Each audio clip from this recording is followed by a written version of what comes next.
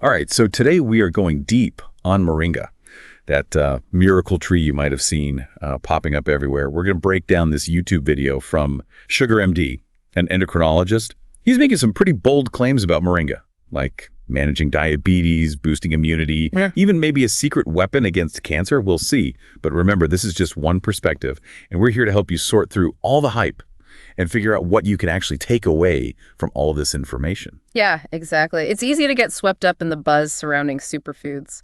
So let's break it down. Okay, cool. So let's start with the basics. What is Moringa? The video explains that it's a tree from South Asia that's been used in traditional medicine forever. And now it's having this moment as a superfood powder. You can throw it into smoothies, soups, salads. Apparently it tastes a bit like spinach. Interesting. I've definitely heard the name, never really looked into it. It seems like every few months there's a new superfood taking over. Right. And this one even got Vogue's attention, with articles saying that Moringa is redefining beauty from the inside. We'll come back to that little tidbit later. But first, let's tackle those health benefit claims head on. The video starts with diabetes. Makes sense given that it's called SugarMD. Right. That's a topic that deserves careful consideration, especially these days. Absolutely. The video mentions Moringa has been used to manage diabetes for a long time, and it highlights this study from the University of Eastern Finland.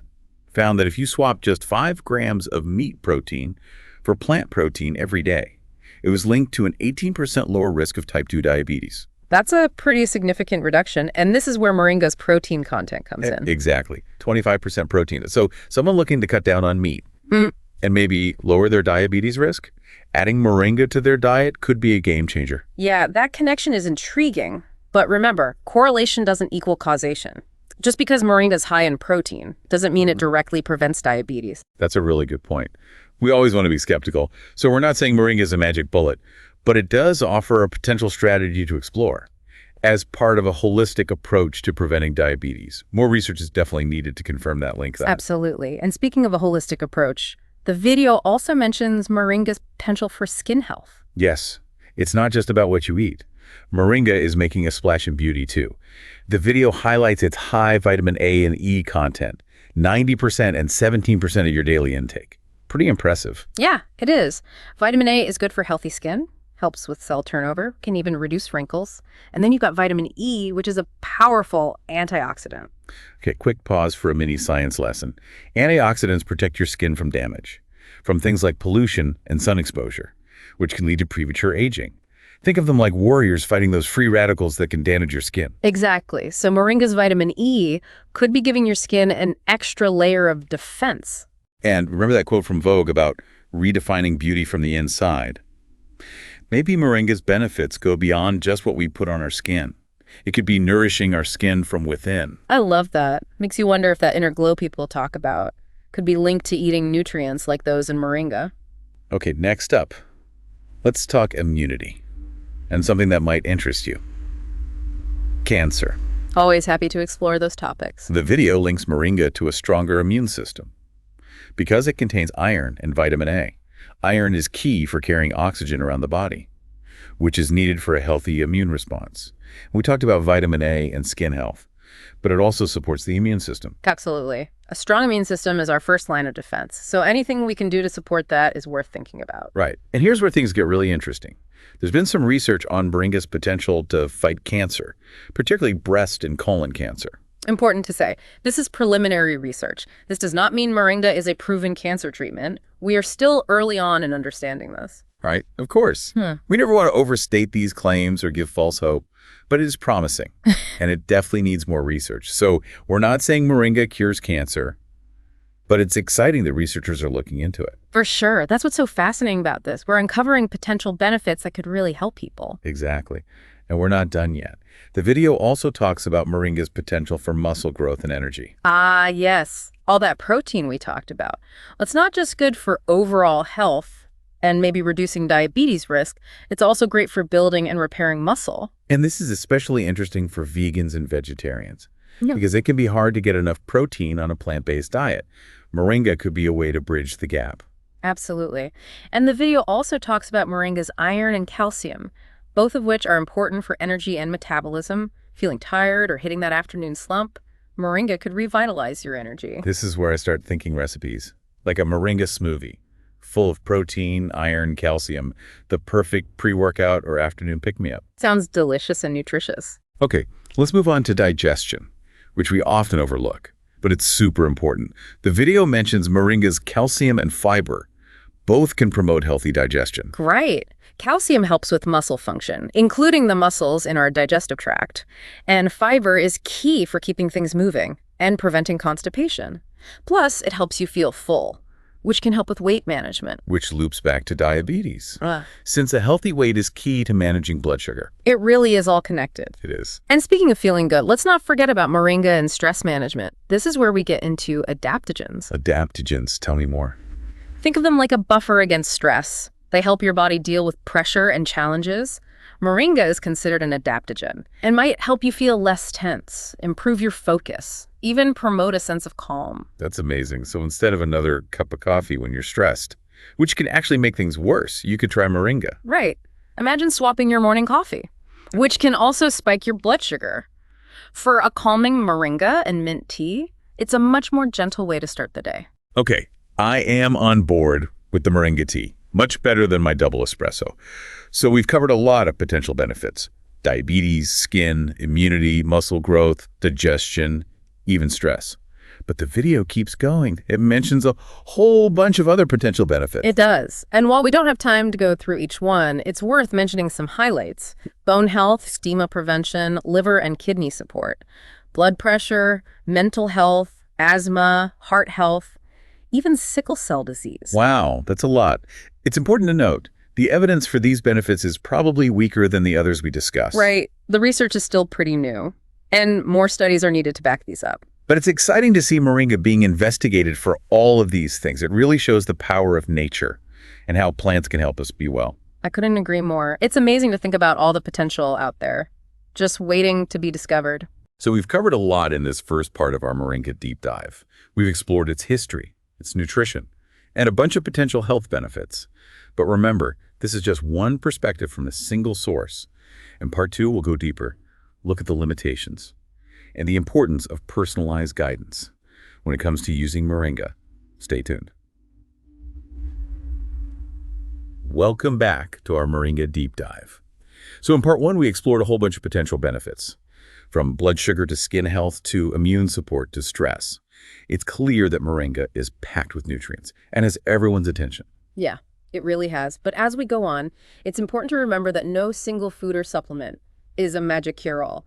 Moringa has potential, but we need to be critical and consider the whole picture. For sure, and that's what we're here to do, to help you separate fact from hype. So let's dig into some of the nuances and limitations that the video didn't really address. One thing that stood out to me was that there wasn't any discussion of side effects or interactions. While Moringa is generally safe, it's always a good idea to do your research and talk to your doctor before adding any new supplement, especially if you're taking medication or have any health conditions. That's so important. It's easy to get excited about the benefits, but we always need to prioritize safety first. Absolutely. And it's worth noting that the quality of Moringa supplements can vary. It's important to find good brands that care about ethical sourcing and sustainability, and make sure their products are pure. Yeah, that's something we should all think about with any supplement. We want to make sure we're getting a high-quality product that's good for us and the planet. Exactly. And something else.